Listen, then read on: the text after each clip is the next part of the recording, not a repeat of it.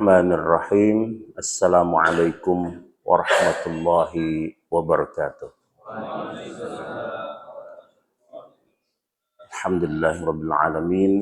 Wassalatu wassalamu ala sayyidil mursalin wa ala alihi wa ashabihi ajma'in. Rabbi shrah li sadri wa yassir li amri wahlul 'uqdatam min lisani yafqahu qawli. Hadirin Bapak Ibu jemaah Masjid Baitul Izzah yang saya muliakan. Alhamdulillah di pagi hari ini kita kembali bersama-sama membicarakan jejak-jejak yang telah ditempuh oleh Rasulullah SAW dengan para sahabatnya di dalam memperjuangkan kalimat-kalimat Allah Subhanahu wa taala. Mudah-mudahan ini bisa menjadi tanda bahwa kita semua adalah umat yang mencintai baginda Rasulullah sallallahu alaihi wasallam. Mudah-mudahan menjadi hujjah pada diri kita untuk mendapatkan pengakuan sebagai sahabatnya itu, dan mudah-mudahan kelak di yaumil mahsyar Rasul berkenan untuk memberikan syafaatnya kepada kita semuanya. Amin ya rabbal alamin. Pada pertemuan yang lalu kita membahas pelajaran yang bisa dipetik dari perang Uhud. Maka meskipun banyak, tentu pelajaran-pelajaran yang bisa kita ambil dari perang Uhud itu kita cukupkan dengan pembahasan yang telah kita bicarakan pada bulan yang lalu. Pagi ini kita akan membicarakan tentang Yaumur Raji' dan Bi'ru Ma'unah. Ini satu peristiwa yang terjadi tidak lama setelah perang Uhud. Yang pertama adalah Yaumur Raji'. Ini terjadi pada tahun ketiga Hijriyah. Ketika itu ada sekelompok orang Wafdun dari kabilah Ubal dan Qarah datang ke Rasulullah SAW menghadap Rasul di Madinah. Mereka bercerita bahwa kabar tentang Islam itu sudah sampai di negeri mereka atau di daerah mereka, dan mereka menghendaki ada orang yang diutus oleh Rasul untuk mengajarkan agama ini. Jadi ini subhanallah, pandangan awalnya itu luar biasa karena menunjukkan tentang sikap proaktif dari suku itu agar mendapatkan pengajaran tentang Islam. Rasul Shallallahu Alaihi Wasallam tentu menyikapi kedatangan tamunya ini dengan positif. Karena itu Rasul segera mengutus beberapa orang untuk mendakwahkan agama ini. Maka diutuslah beberapa sahabat bernama Marthad bin Abi Marthad, lalu kemudian Khalid bin Al-Bakir dan Asim bin Thabit. Asim bin Thabit ini menjadi ketua ya, yang oleh Rasul Shallallahu Alaihi Wasallam ditugaskan untuk mengetuai delegasi itu, delegasi dakwah itu. Karena setiap perjalanan ada 2 orang, 3 orang, dan seterusnya, itu harus ada satu yang bertanggung jawab menjadi ketuanya. Maka Asim bin Thabit itu yang menjadi ketua dari delegasi da'i Rasul itu. Lalu kemudian ada Khabib bin Adi, ya Khabib, kita mengenal seorang penggulat namanya Khabib, gitu ya. Ini mungkin mengambil nama dari seorang delegasi yang pernah diutus oleh Rasul Shallallahu Alaihi Wasallam. Lalu kemudian ada Zaid bin Dathnah, ya, dan ada Abdullah bin Tariq. Jadi ini adalah sahabat-sahabat yang diutus oleh Rasul Shallallahu Alaihi Wasallam sebagai dai ketika itu. Di dalam hadis riwayat Imam Bukhari, Abu Hurairah menceritakan pantolaku. Delegasi itu berjalan, ya, pergi dari Madinah itu hatta idza kanu baina Usfan wa Makkah, sampai ketika mereka sahabat-sahabat dai itu sudah berada di antara Usfan dan Makkah. Itu artinya kan berarti ke arah Makkah, ya. Lalu kemudian melewati satu perkampungan, ya, yang dikenal dengan Kampung Hudzail. Ya, ini adalah suku yang terkenal, ya. Hudzail itu adalah suku besar, sehingga dalam bab dialek Al-Quran, ya, Hudzail itu termasuk salah satu dari dialek Al-Quran dari 7 dialek. Ya, meskipun itu sekarang sudah dihapuskan dari mushaf yang ada di tangan kita, mushaf Utsmani, tetapi pada mushaf Abu Bakar ini masih memuat dialek Hudzail itu.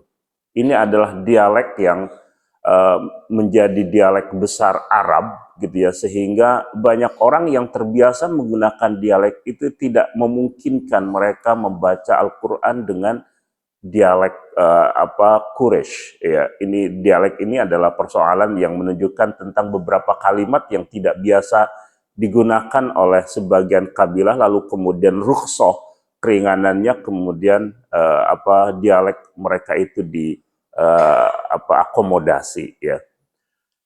Lalu ketika mereka sudah mendekati atau dekat dengan Hudzail itu, lalu kemudian di situ ada Banu Lihyan, ya. Maka Banu Lihyan dari Hudzail itu mengikuti kafilah itu, ya, sahabat dai Rasul Shallallahu Alaihi Wasallam itu dengan kurang lebih 100 pemanah. Jadi niatnya memang sudah niat pengkhianatan. Mereka kemudian mengikuti jejak perjalanan sahabat-sahabat Nabi Shallallahu Alaihi Wasallam itu sampai ketika mereka berada di satu tempat, ya, tempat persinggahan, tempat peristirahatan. Mereka mendapati biji kurma, ya, biji kurma di padang pasir, ya. Mendapati biji kurma itu kan ini menjadi tanda bahwa orang sedang atau sudah lewat di tempat itu, atau tanda bahwa di situ mereka pernah beristirahat lalu kemudian makan mereka adalah makan kurma, dan ketika biji kurma itu mereka temukan, mereka bisa mendeteksi ini kurma dari mana, ya. Maka ketika itu mereka mengatakan ini adalah kurma Yathrib, ya, kurma Yathrib. Mekah ketika itu kan tidak ada pertanian, maka mereka biasa makan kurma yang datang dari daerah yang lain, ya, dari daerah Taif, termasuk adalah Yathrib, sehingga ketika melihat itu mereka mengatakan ini adalah biji kurma Yathrib, biji kurma Madinah. Mereka yakin bahwa kafilah dai Rasul Shallallahu Alaihi Wasallam itu telah beristirahat di situ. Karena itu kemudian mereka mengikuti, ya, jejak dari perjalanan sahabat-sahabat Rasul Shallallahu Alaihi Wasallam, ya. Sampai ketika Asim dan para sahabatnya itu singgah di Fadfad, ya, maka mereka itu datang dan mengepungnya. Mereka mengatakan, kalau kalian itu tinggal di kampung kami, maka kalian akan mendapatkan jaminan keamanan sehingga tidak akan ada satupun jiwa yang darahnya tercecer, ya. Artinya adalah satupun jiwa itu akan atau tidak ada di antara kalian kecuali semuanya akan mendapatkan keselamatan. Tetapi Asim sebagai seorang pemimpin dari kelompok sahabat itu mengatakan, saya tidak akan menerima jaminan keamanan dari seorang yang kafir. Ya, dia mengatakan ini pandangan pribadi saya tidak akan menerima jaminan keamanan dari seorang yang kafir. Artinya adalah dia sebenarnya membaca gelagat ya orang-orang kafir itu bahwa mereka tidak bermaksud baik. Ya, tentu ketika hanya 6 orang lalu kemudian dikepung oleh 100 orang yang semuanya memakai atau membawa panah, itu kan sebenarnya adalah gelagat yang bisa dicurigai, dan karena itu Asim kemudian tidak menerimanya. Maka Asim kemudian mengatakan, Allahumma akhbir anna nabiyak. Ya Allah, kabarkanlah tentang kami kepada nabimu. Maka kemudian mereka membunuh sahabat-sahabat Rasul Shallallahu Alaihi Wasallam, termasuk Asim itu dibunuh, dan Asim itu kemudian terbunuh dengan 7 ya bekas pedang di dalam diri Asim ya.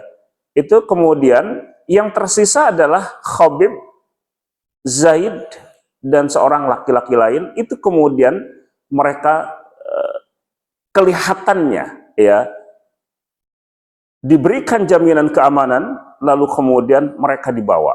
Jadi dari 6 itu berarti 3 itu gugur ya di dalam penyerangan itu, lalu kemudian yang tersisa adalah 3 orang. Nah, ketika 3 orang sahabat Rasul Shallallahu Alaihi Wasallam itu mendapatkan jaminan keamanan, maka kemudian mereka 3 orang itu mengikuti para pemberi jaminan keamanan. Tetapi lagi-lagi pengkhianatan itu terjadi. Di antara mereka itu kemudian membuka tali busur panahnya, lalu digunakan untuk mengikat 3 orang sahabat yang ketika itu masih dalam keadaan hidup itu. Nah, karena itu maka orang yang ketiga mengatakan hadza awwalul ghadar. Ini adalah pengkhianatan pertama yang terjadi, ya. Jadi hadirin rahimakumullah, ya. Maka kemudian mereka menolak untuk mengikutinya, tetapi ketika ya mereka terus memaksa dan sahabat-sahabat Rasul Shallallahu Alaihi Wasallam itu tetap tidak mau mengikutinya, maka mereka terpaksa kemudian dibunuh.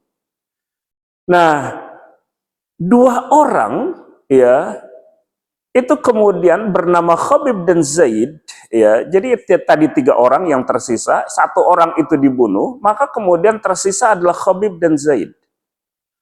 Khabib dan Zaid itu mereka kemudian terus membawanya dan menjualnya sebagai hamba sahaya di Mekah. Lalu kemudian Banul Harith membeli Khabib. Kenapa Banul Harith membeli Khabib? Karena Khabib adalah sahabat Rasul Shallallahu Alaihi Wasallam yang pada waktu perang Badar, Khabib membunuh salah seorang dari keluarga Al Harith. Karena itu Khabib setelah dibeli sebagai budak itu kan dalam rangka memberikan penghargaan kepada orang yang menjualnya. Tetapi ketika dia sudah dibeli dan ada di dalam kepemilikan keluarga Al-Harith, maka kemudian dia adalah seorang tawanan. Dia dibawa ke rumah salah seorang dari keluarga Bani Al-Harith itu. Ya, subhanallah. Di sini ada cerita yang luar biasa, ya. Bahwa ketika itu Khabib dalam keadaan diikat, ya. Lalu kemudian ketika itu ya kakinya dalam keadaan diikat, ya. Lalu kemudian beliau meminta sisir untuk bersisir dan kemudian dikasih sisir itu. Mereka kemudian merasa teledor karena seorang perempuan dari keluarga Bani Al-Haris di rumah itu itu membiarkan anak perempuan mereka itu mendekat, lalu kemudian dipanggil anak perempuan itu dan kemudian duduk di atas paha Khabib, ya, itu dilahunlah bahasa kita, duduk di atas tempat duduknya. Lalu kemudian ya mereka sangat khawatir, ya, karena takut bahwa anak perempuan itu dibunuh oleh Al-Khabib. Maka kemudian pertanyaannya adalah, pertanyaan Al-Khabib itu, apakah kalian takut saya membunuhnya? Ya, saya tidak akan membunuhnya insya Allah. Jadi ini adalah akhlak yang luar biasa, meskipun Khabib itu dalam keadaan diikat dalam rangka dia sadar akan dibunuh, ya, tetapi dia tidak bermaksud jahat kepada anggota keluarga yang tidak punya dosa.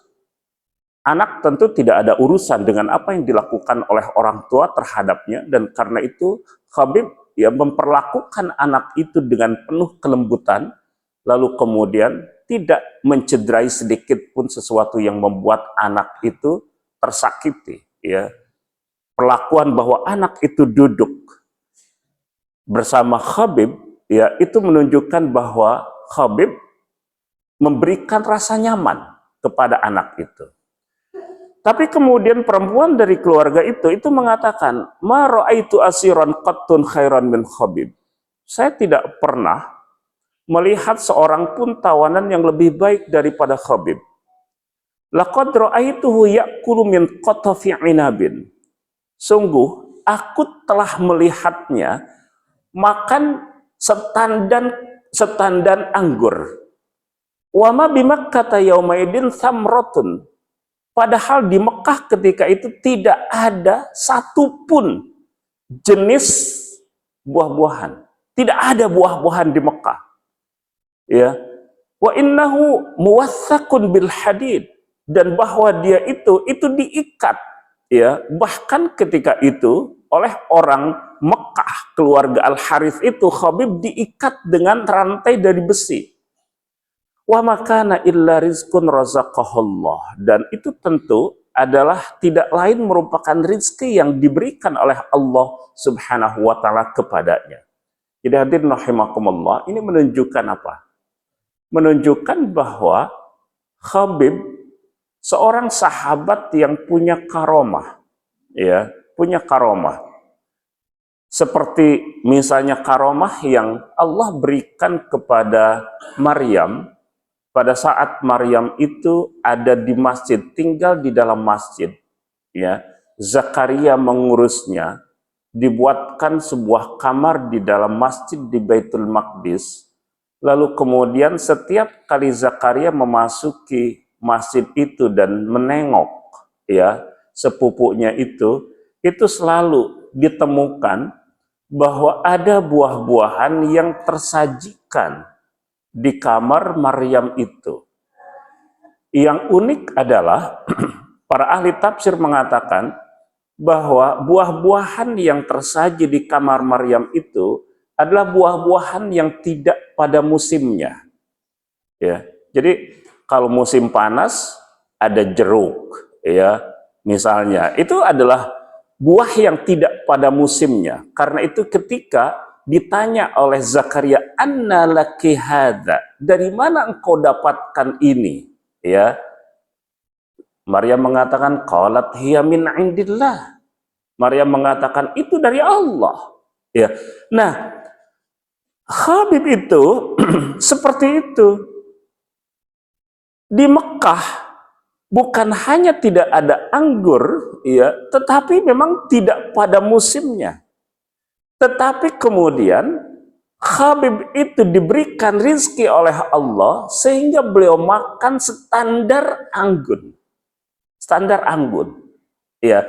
Nah, jadi hadirin rahimakumullah, itu yang kemudian menjadi apa? Menjadi salah satu dari karomah yang Allah Subhanahu wa taala berikan kepada Khabib, dan tentu ini adalah disebabkan karena ketakwaan Khabib kepada Allah Subhanahu wa taala, dan keberanian Khabib untuk menghadapi situasi yang sulit itu menunjukkan betapa bahwa iman dan takwa Khabib adalah iman dan takwa pada makom yang luar biasa. Lalu hadirin rahimakumullah, lalu kemudian mereka membawa Khabib itu ya untuk membunuhnya. Dia dibawa ke tanah haram untuk membunuhnya, karena yang disebut dengan tanah haram itu kan wilayah tertentu ya, dan ada tandanya. Jadi kalau misalnya kita haji atau umroh lalu memasuki Mekah, maka kemudian kita akan menemukan tanda dari mana ya tanah haram itu dimulai. Nah, dari situlah kemudian Khabib dibawa. Hadirin rahimakumullah, tetapi sebelum dia dibunuh, Khabib itu meminta satu syarat, ya. Syaratnya adalah izinkan aku untuk sholat 2 rakaat.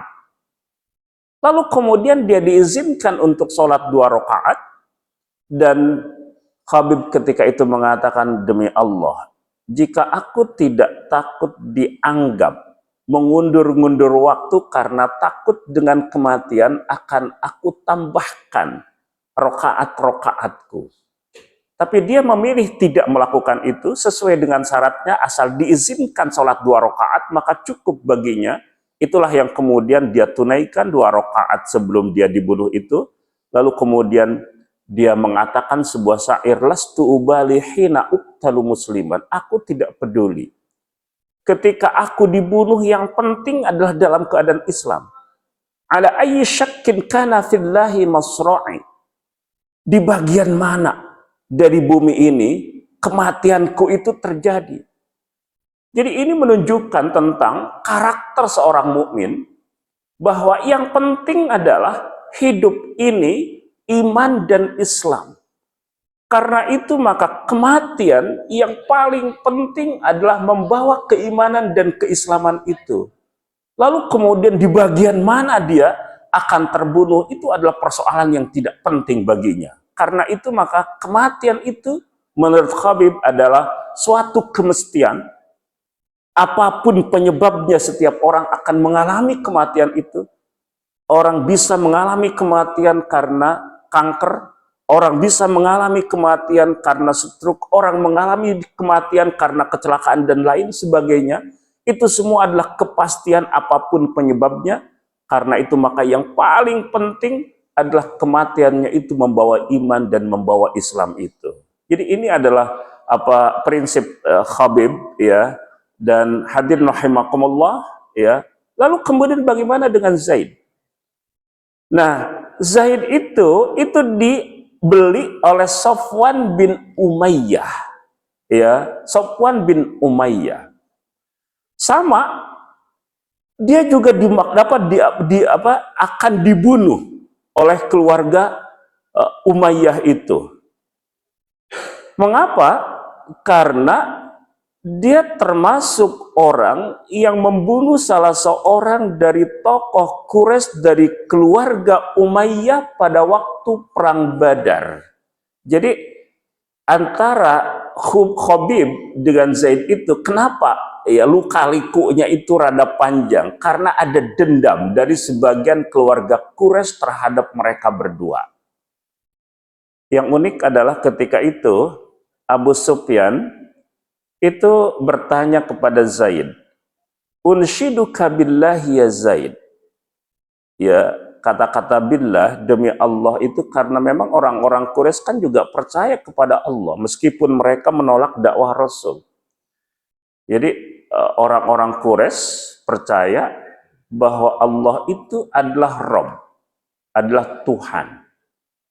Yang tidak mereka percaya dan tetap membuat mereka itu dalam keadaan kafir adalah karena menolak untuk menyembah hanya kepada Allah. Kan itu masalahnya. Jadi pengakuan bahwa Tuhan yang telah menciptakan alam ini adalah Allah tidak cukup membuat mereka menjadi orang mukmin. Karena keimanan itu harus didasarkan atas keyakinan bahwa Tuhan itu hanya Allah. berarti mengesahkan Allah, dan menyembah itu hanya kepada Allah. Jadi la ilaha, tidak ada Tuhan illallah, kecuali apa? Allah. Dia menegasikan, atau kita harus menegasikan adanya Tuhan-Tuhan lain selain Allah. Problem orang Quraisy itu adalah mereka percaya kepada Allah, tapi juga mereka percaya kepada Tuhan selain Allah. Itulah yang disebut mereka sebagai orang yang musyrik, orang yang menyekutukan Allah. Lalu kemudian mereka menyembah Tuhan-Tuhan selain Allah itu bersamaan dengan penyembahan mereka kepada Allah, sehingga Al-Quran mengatakan perkataan mereka, ma na'buduhum illa liyuqarribuna ilallahi zulfa.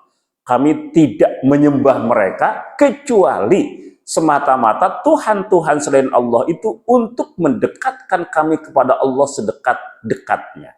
Nah, jadi Abu Sufyan bertanya kepada Zaid, ya, dengan pertanyaan, unshiduka billahi ya Zaid, atuhibbu anna Muhammadan al'an indana makana nadribu unuqahu wa anta fi ahlik. Apakah engkau senang, wahai Zaid, kalau Muhammad sekarang di tempat kami ini persis di dalam posisi seperti engkau ini, lalu kemudian kami penggal lehernya, sementara engkau berada di tengah-tengah keluargamu? Apakah engkau senang kalau posisinya seperti itu? Tetapi jawaban Zaid itu yang kemudian mengagumkan. Dia mengatakan, wallahi, demi Allah, ma uhibbu anna Muhammadan al-ana fi makanihi alladhi huwa fihi. Demi Allah, aku tidak suka jika Muhammad SAW sekarang ini ada di tempat di mana beliau berada, tusibuhu syaukatun tu'dhihi wa ana jalisun fi ahli. Aku tidak suka jika Nabi Muhammad SAW sekarang di tempatnya itu, di mana beliau berada, itu tercederai oleh sebuah duri yang menusuk anggota badannya, sementara aku berada di tengah-tengah keluargaku. Jadi rahimakumullah. Jadi ini adalah satu pernyataan yang menunjukkan tentang cinta Zaid kepada Rasulullah. Bahwa tidak penting dirinya itu dalam keadaan terancam. Yang penting adalah Rasulullah dalam keadaan aman. Karena itu maka apalagi kalau tawarannya adalah Zaid kemudian diselamatkan oleh Abu Sufyan itu, lalu kemudian Abu Sufyan dengan kekuatan Quraisynya itu membawa Rasul Shallallahu Alaihi Wasallam ke tempat di mana Zaid itu akan dieksekusi mati ketika itu. Boro-boro begitu, hanya tertusuk duri saja, Zaid mengatakan, aku tidak rela itu terjadi pada diri Rasulullah. Karena itu kemudian Abu Sufyan mengatakan, ma ra'aitu minan nasi ahadan yuhibbu ahadan kahubi ashabi Muhammadin Muhammadan. Aku tidak pernah melihat seorang pun manusia memiliki kecintaan kepada seseorang melebihi atau seperti kecintaan sahabat-sahabat Muhammad terhadap dirinya. Jadi subhanallah, hadirin rahimakumullah, ini adalah sibghah Islam yang telah diajarkan oleh Rasul Shallallahu Alaihi Wasallam kepada para sahabatnya, itu melahirkan satu kecintaan, ya, di kalangan para sahabat, bahwa para sahabat lebih mencintai Rasul ketimbang kecintaan mereka terhadap dirinya. Dan ini adalah bagian dari kesempurnaan iman itu. Karena itu diceritakan, misalnya suatu hari Rasul menggenggam tangan Umar dalam keadaan melakukan perjalanan. Lalu kemudian Umar mengatakan, wahai Rasulullah, sungguh engkau lebih aku cintai daripada siapapun, ya, kecuali dibandingkan dengan cintaku pada diriku sendiri. Jadi siapapun itu kalah dibanding kecintaan Umar kepada Rasul. Tetapi jika Umar membandingkan kecintaan kepada Rasul dengan kecintaan pada dirinya sendiri, masih lebih dominan cinta Umar pada dirinya. Maka kemudian Rasul mengatakan, tidak wahai Umar. Artinya engkau belum sampai di puncak iman itu. Maka kemudian Umar mengatakan, wahai Rasulullah, sungguh sekarang engkau lebih aku cintai dibanding cintaku pada diriku sendiri. Maka Rasul mengatakan, al-ana ya Umar, sekarang baru engkau. Maksudnya baru apa? Baru engkau sampai pada puncak imanmu. Jadi puncak dari keimanan itu salah satunya adalah diukur oleh seberapa cinta kita kepada Rasul. Jadi kalau benar kita cinta kepada Rasul Shallallahu Alaihi Wasallam, maka setiap jengkal dari sunnah Rasul itu akan kita lakukan.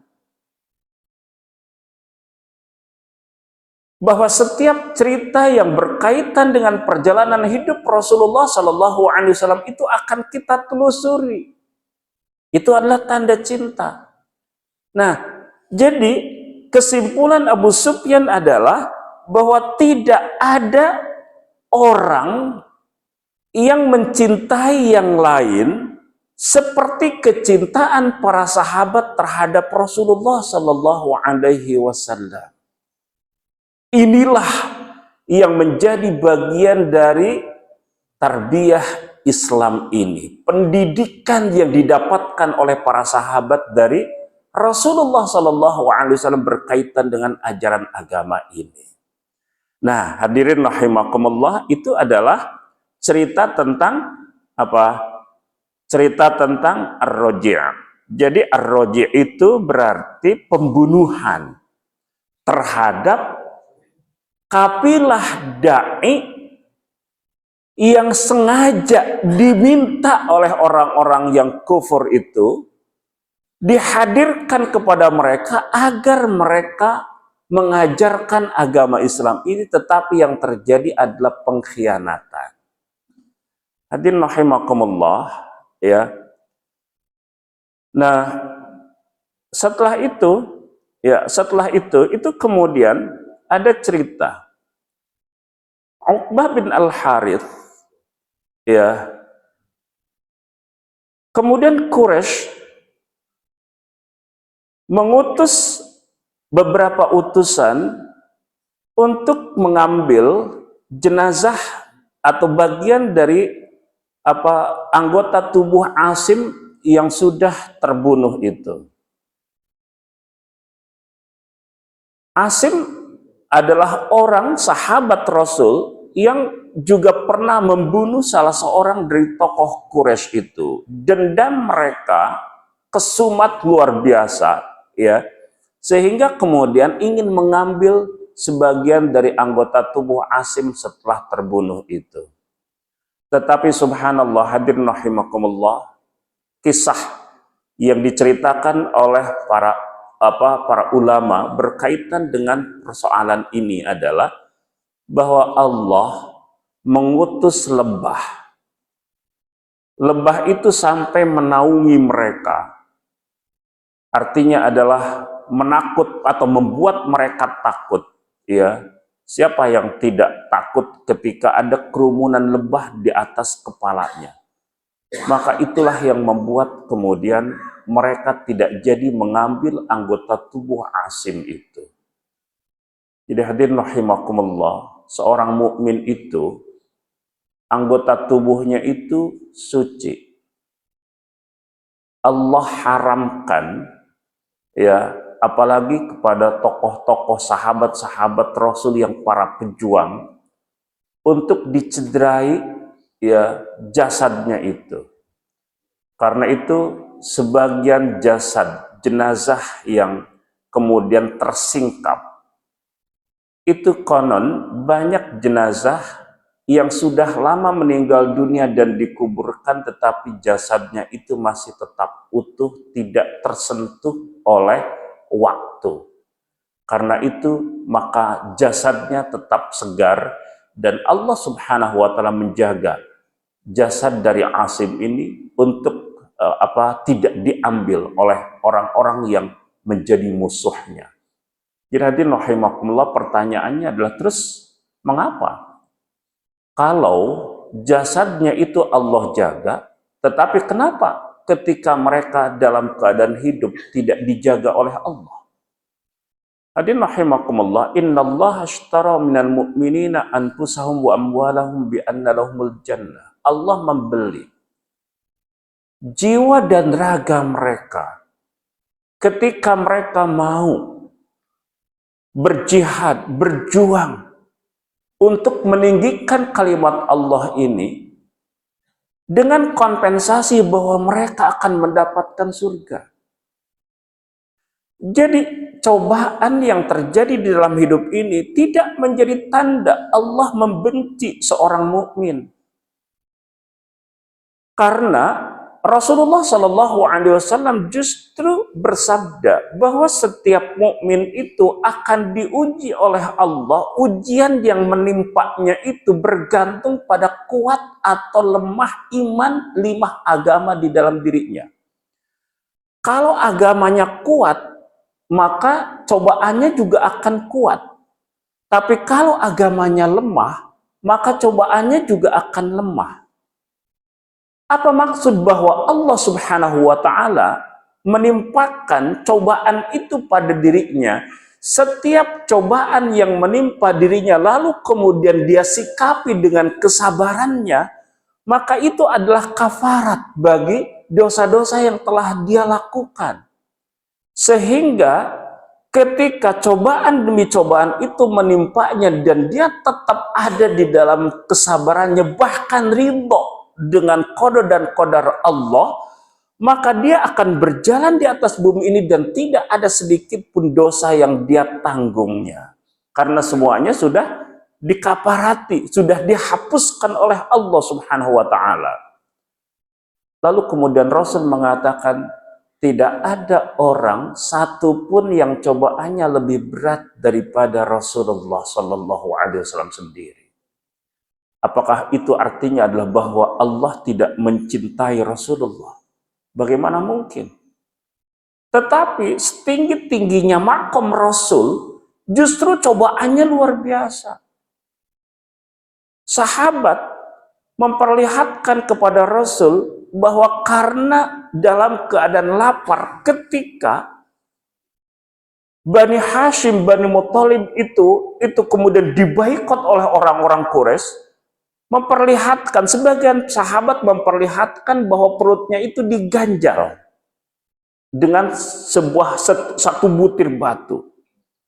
Maka kemudian Rasul memperlihatkan bahwa batu yang menahan perutnya itu 2. Artinya adalah Rasul lebih lapar daripada dirinya.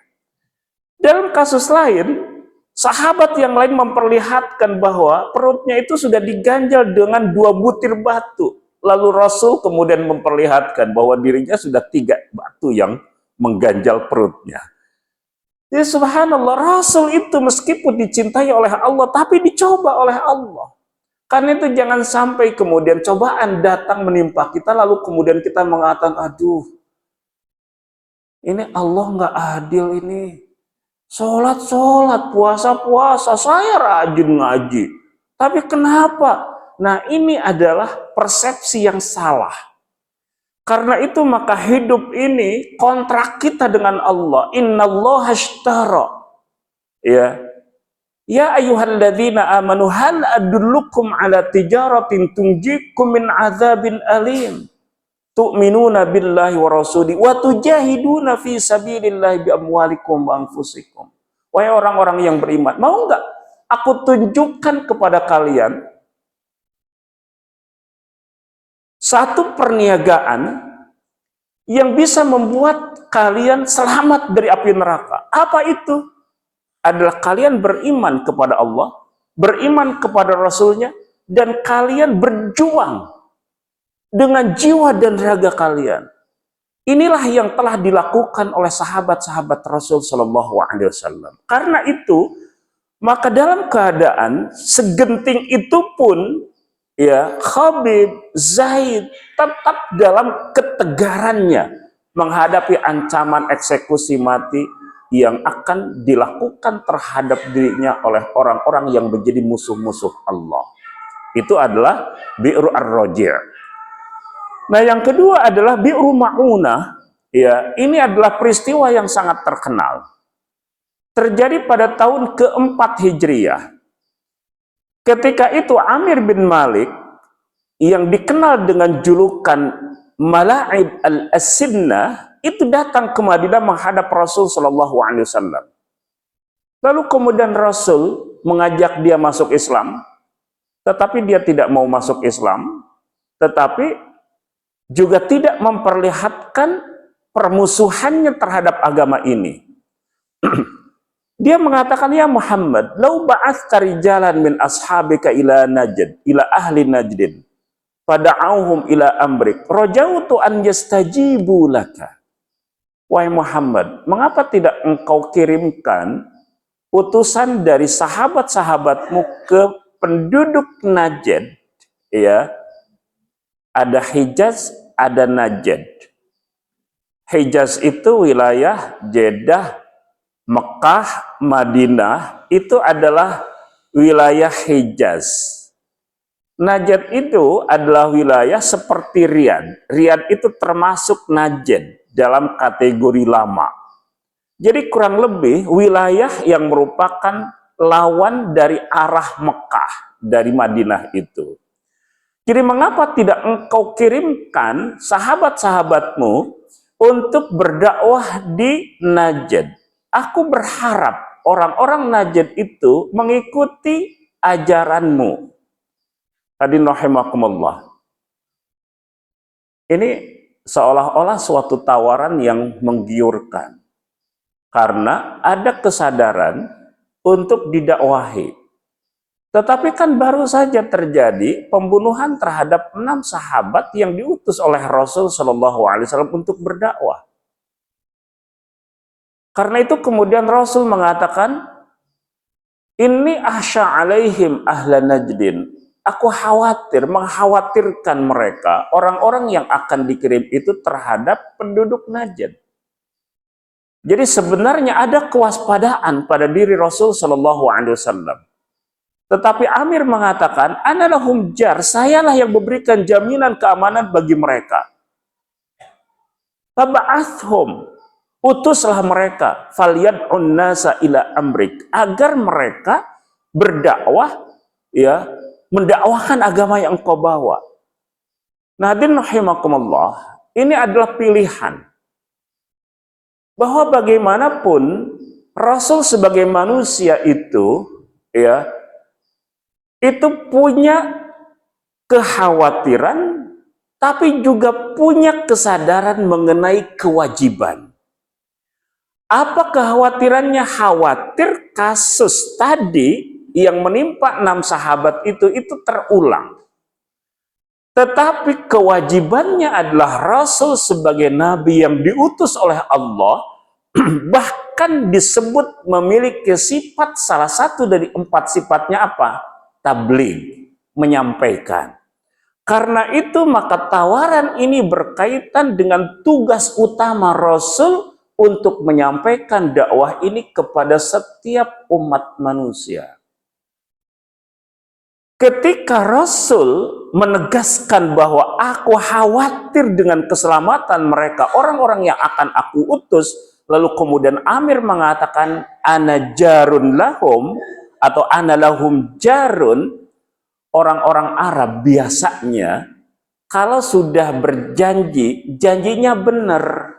Itu janjinya benar orang Arab itu. Karena itu ketika pengkhianatan terjadi, ini adalah di luar dari kebiasaan karakter umumnya. Karena itu maka Rasul Shallallahu Alaihi Wasallam mengutus 70 sahabat Rasulullah. 70 sahabat Rasul. Mereka adalah sahabat-sahabat terbaik.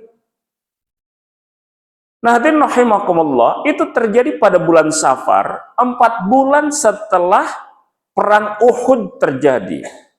Maka mereka yang 70 orang yang diutus oleh Rasul sebagai para dai itu, ya, itu melakukan perjalanan dan mereka singgah di tempat yang dikenal sampai sekarang dengan sebutan Bi'ru Ma'una.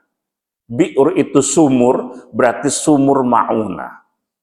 Ketika itu sumur, itu adalah tanda bagian dari wilayah.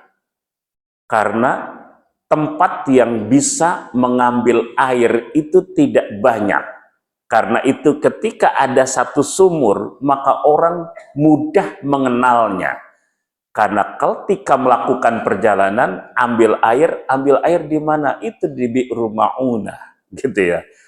Nah, hadirin rahimakumullah, ketika sampai di Bi'ru Ma'una itu, ya, para sahabat itu mengirimkan surat Rasul kepada Amir bin At-Tufail. Maka yang diutus oleh 70 orang sahabat itu adalah Haram bin Mulhan.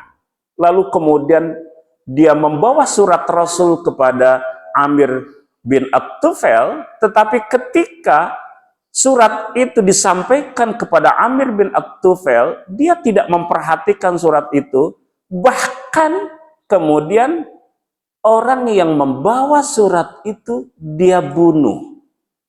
Jadi ini adalah kejahatan yang luar biasa. Kalau ada seorang diplomat datang ke satu negara lalu kemudian dianiaya, maka itu artinya perang. Jadi ini adalah memang secara terstruktur, tersengaja dalam rangka membunuh sahabat-sahabat Rasul, mengumumkan perang terhadap Rasulullah Shallallahu Alaihi Wasallam itu. Hadirin rahimakumullah, Imam Al-Bukhari meriwayatkan dari Anas bin Malik bahwa Haram bin Mulhan ketika dia sedang dibunuh atau ditusuk gitu ya, badannya itu lalu kemudian darah itu mengalir dari wajahnya, dia kemudian berteriak, "Fuztu wa Rabbil Ka'bah." Aku menang demi Allah pemilik Ka'bah. Hadirin rahimakumullah, apa artinya itu? Jadi hadirin, ini pelajaran penting bahwa kesuksesan hidup kita tidak diukur oleh seberapa banyak harta kekayaan yang kita kumpulkan, tidak diukur oleh seberapa mentereng jabatan yang kita sandang, tidak diukur oleh seberapa populer dia di hadapan manusia. Tetapi ukuran kesuksesan yang sejati adalah pamang zuhziha 'anil nari wa udkhilal jannata faqad faz. Siapa yang diselamatkan dari api neraka dan masuk surga, sungguh dialah yang telah sukses. Haram bin Mulhan, dia memahami dirinya itu sedang menunaikan apa yang menjadi tugas dakwah ini. Dia menunaikan apa yang diperintahkan oleh Rasul untuk mendakwahi umat manusia. Ketika kemudian perjanjian dengan Rasul itu dikhianati, dia dalam posisi berjihadnya di jalan Allah. Maka kematian yang menimpanya ketika dia menunaikan apa yang menjadi titah Allah dan Rasulnya, maka baginya itu adalah kemenangan. Karena itu dia teriak, "Fuztu wa Rabbil Ka'bah." Hadirin, karena itu siapa orang yang Allah panggil dalam keadaan sujud dan ruku, maka dialah orang yang beruntung di dalam hidup ini. Dialah orang yang sukses, mudah-mudahan sholatnya dalam keadaan ikhlas. Siapa orang yang menunaikan, sedang dia menunaikan apa yang menjadi perintah-perintah Allah, lalu kemudian Allah panggil, Allah wafatkan dalam keadaan melakukan itu, maka dialah orang yang beruntung di dalam hidup ini. Karena kaidahnya adalah setiap orang akan diwafatkan dalam keadaan melakukan apa yang sudah dia biasakan selama hidupnya. Lalu ketika dia wafat dalam keadaan melakukan suatu perbuatan, kelak dia Allah akan bangkitkan di yaumil mahsyar dalam keadaan melakukan posisi seperti ketika dia wafat dalam keadaan itu. Seorang sahabat itu sedang ikut haji wada bersama Rasul. Di Mina, dia masih menggunakan kain ihram. Artinya masih dalam prosesi ibadah haji. Lalu dia berdiri di sebuah tebing, tiba-tiba kemudian seekor keledai menubruknya dari belakang dan dia kemudian terjatuh, innalillahi, meninggal dunia. Lalu kemudian Rasul mengkafaninya dengan kain ihramnya sendiri, lalu kemudian Rasul mengatakan dia akan dibangkitkan oleh Allah dalam keadaan bertalbiyah, labbaik Allahumma labbaik. Mengapa? Karena dia wafat dalam keadaan ihram. Maka dia akan dibangkitkan dalam keadaan labbaik Allahumma labbaik. Jadi terkadang kita mendapati ada orang yang wafat dalam keadaan sujud. Tidak bangkit dari sujudnya setelah orang selesai, lalu kemudian dilihat ternyata sudah pergi. Maka orang semacam itu kelak akan dibangkitkan di yaumil mahsyar itu dalam keadaan sujud. Subhanallah. Nah, itulah makna Fuztu wa Rabbil Ka'bah. Nah, rahimakumullah, ya. Setelah kemudian ya Haram bin Mulhan itu dibunuh oleh Amir bin At-Tufail, maka kemudian Amir bin At-Tufail meminta bantuan kepada penduduk kabilahnya itu untuk menghabisi yang 70 orang itu keseluruhannya. Tetapi sebagian kabilahnya itu kemudian menolak, lalu kemudian ya ada kabilah lain yang kemudian mengikuti apa yang menjadi keinginan dari Amir bin At-Tufail itu. Ya, hadirin rahimakumullah. Ya. Di situ dari Salim ada sekelompok orang yaitu Asiyah, Ro'al dan Zakwan, itu kemudian mereka mengabulkan permintaan Amir bin At-Tufail itu, sehingga orang-orang yang diutus oleh Rasulullah SAW untuk berdakwah itu kemudian mereka dibunuh semuanya.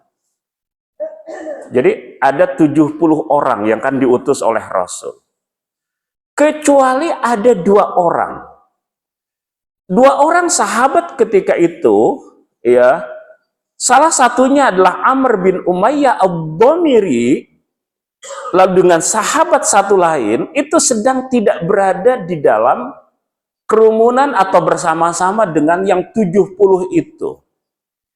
Mereka berdua tidak tahu kejadian itu kecuali setelah kejadian di mana sahabat-sahabatnya itu dibunuh. Lalu kemudian mereka datang, mereka kemudian membela sahabat-sahabatnya itu. Satu kemudian berhasil dibunuh oleh orang-orang kafir itu, tetapi kemudian yang satu lagi itu berhasil menyelamatkan dirinya dan kembali ke Madinah. Jadi ada 1 orang dari 70 sahabat yang diutus oleh Rasul sebagai dai itu yang selamat dan kembali ke Madinah. Maka ketika dia kembali ke Madinah, ya, dia bertemu dengan 2 orang laki-laki kafir. Dia sangka bahwa 2 orang laki-laki itu termasuk dari suku Amir bin At-Tufail itu. Maka kemudian dia bunuh. Sampai di Madinah ternyata Rasulullah SAW mendapati bahwa 2 orang itu bukan dari suku Amir bin At-Tufail, tetapi dari kabilah lain yang diberikan jaminan keamanan oleh Rasul. Jadi salah bunuh. Maka kemudian Rasul mengatakan, demi Allah, aku akan membayar diat untuk mereka berdua. Jadi ada yang disebut dengan diat dalam fikih, hadirin. Ya, ada pembunuhan disengaja, ada pembunuhan tidak disengaja. Yang pembunuhan tidak disengaja itu tidak dikisos, tetapi harus membayar diat. Apa dia membayar 100 ekor unta kepada keluarga korban? Demikian pula kalau pembunuhan itu terjadi dengan sengaja, tapi kemudian dimaafkan oleh keluarga korban, maka harus bayar diat 100 ekor unta. 1 ekor unta berapa?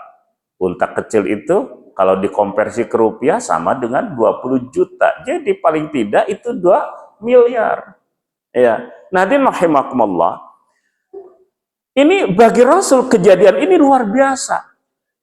Karena itu kesedihan pada diri Rasulullah Shallallahu Alaihi Wasallam sedemikian rupa sehingga kisah Bi'ru Ma'unah ini terkenal di dalam sirah nabawiyah. Karena itu kita mengenal ada yang disebut dengan kunut nazilah. Bapak Ibu, tahu kunut nazilah? Ini kan kunut yang biasa kita lakukan. Kemarin-kemarin ketika saudara-saudara kita ditimpa penderitaan yang luar biasa karena diperangi, dibunuh sedemikian rupa, penderitaan saudara-saudara kita di Gaza, kita melakukan kunut nazilah. Kunut berdoa kepada Allah Subhanahu wa taala untuk memberikan pembelaan terhadap saudara-saudara kita, meminta kepada Allah untuk memberikan, menimpakan segala bentuk kekalahan dan kesengsaraan kepada orang-orang yang melakukan kejahatan. Kapan kunut nazilah itu dicontohkan oleh Rasul adalah setelah kejadian Bi'ru Ma'unah itu. Jadi ini adalah syariat yang dicontohkan oleh Rasul pada tahun keberapa, Bapak Ibu? Coba pada tahun keberapa? Pada tahun keempat Hijriyah, ya. Tadi apa kejadian yang pertama apa? Yaumu Ar-Raji' itu terjadi pada tahun ketiga Hijriyah, ya. Kasus atau kejadian Bi'ru Ma'unah terjadi pada tahun keempat Hijriyah. Bulan Safar 4 Hijriyah, 4 bulan setelah perang Uhud, ya.